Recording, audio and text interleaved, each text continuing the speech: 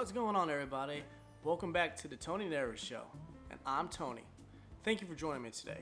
So, I want to go over some things real quick about social networking and meeting new people, right?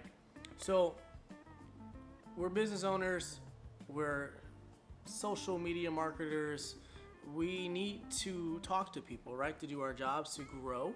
And the biggest thing is what holds us back from doing that. So I want to go over 3 quick tips for you today on how you can better network when you're outside at networking events, right? So the first thing I want to talk about is appearance. You cannot go to a networking event dressed like this, right? You need to look business casual or, just business suited. So you kind of decide what your dress attire needs to be for when you're going to work, right? So me as a photographer, I'm either wearing a button-up shirt, a collared shirt, or depending on the situation, I might be wearing just a regular t-shirt. So sometimes I do just wear a regular t-shirt with my business logo on there, or I'll put on maybe a dry fit t-shirt if I'm going to be outside in the heat taking photos. I dress per application, but if I'm going to a formal event or a wedding, I will dress up for that.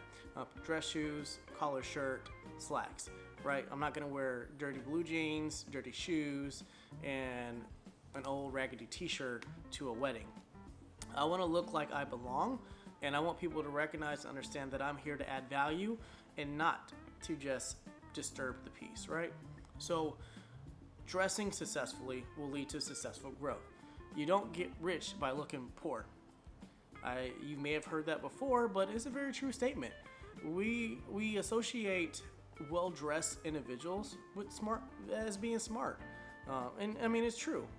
If you're dressed for success, 9 times out of 10, you're probably more qualified than a person standing next to you. It doesn't always happen. It does depend on the job that you're doing.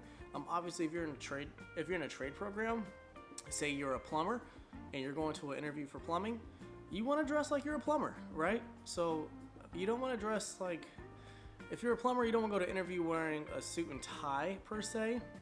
It all depends on why you're going to interview and what you're interviewing for. But if you're going to apply for a plumber job, to be a journeyman or so on, dress like you work in the field, like you just came off the job.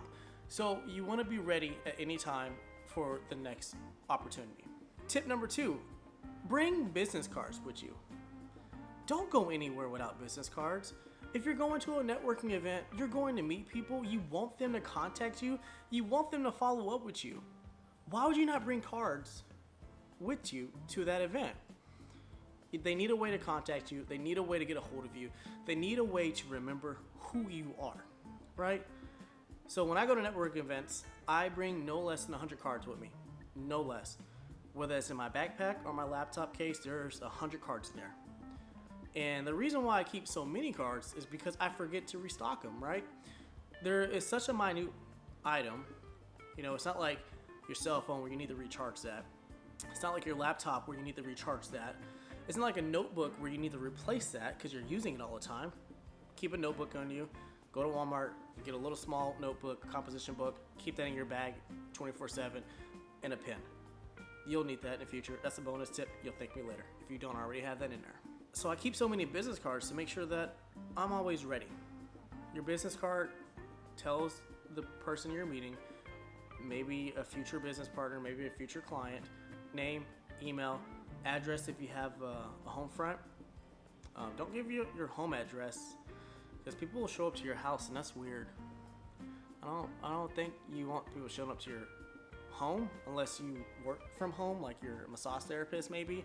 But I typically suggest not putting your home address on there. Put a business location on there if you have one of those.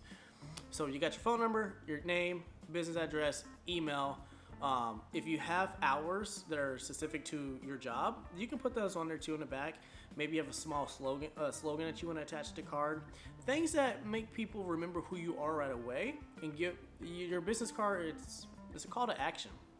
Give them as much information as you can without overcrowding the card, because if it's too much on there, they won't pay attention. They'll just throw it away, right?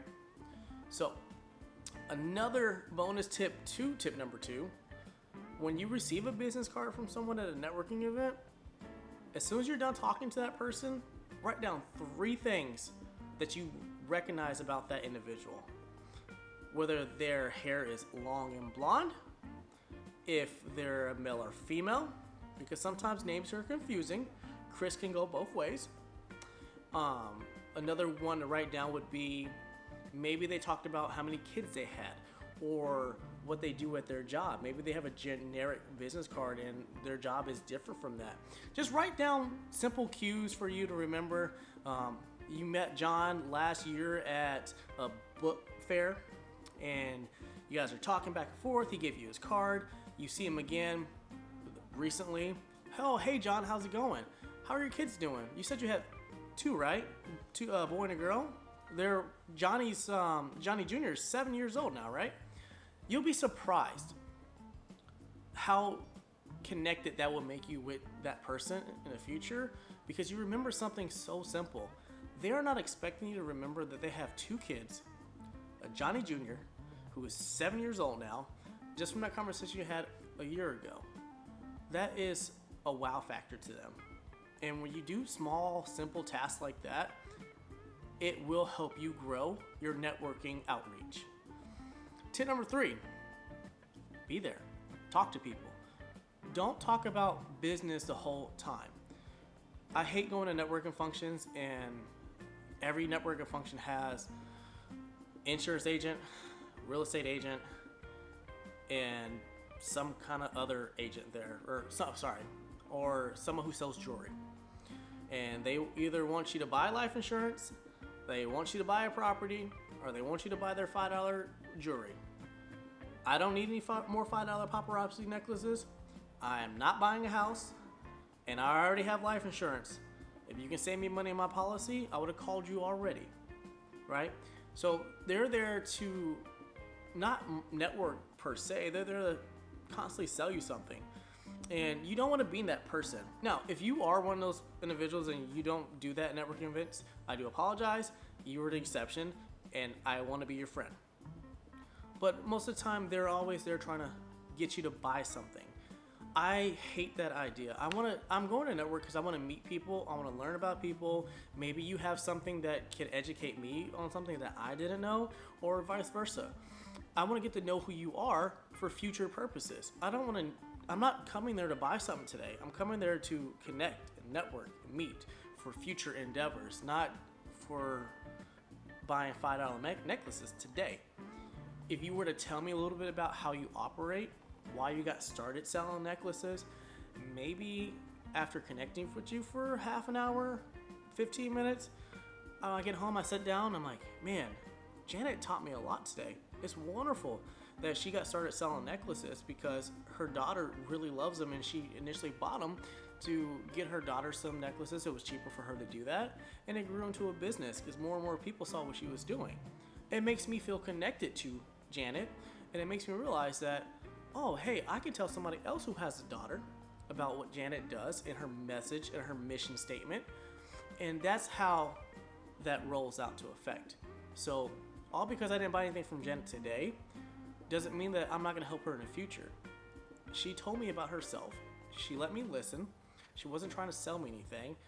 And I stayed attentive to that whole conversation. Lastly, I just want to go over etiquette at networking events. Don't get too drunk. You know, I go to networking events and open bar, some of them, and you have these business owners who are wasty face. They are slammed, hammered, passed out, drunk, thrown up in the bathroom. We're only there for 2 hours. How are you that drunk already? You know, for me, it makes me believe that, okay, you drink like this all the time after work, or maybe you drink at work, and I don't want to be associated with that. I have no right in my mind to believe that you don't drink all the time like that. I'm not a drinker myself. I don't drink, so I don't understand that portion of going to networking events and just tipping them back. Some people connect better when they're a little more loose per se, but there's a moment where you should stop getting too loose before you open all the way to heck up. And once you get that far open, sometimes you're too far gone and you make bad business decisions and bad business choices. And that can either make or break relationships sometimes at networking events. Awesome. So thank you for joining me. I'm Tony. This is the Tony Narrative Show, and I will see you next time. Peace out.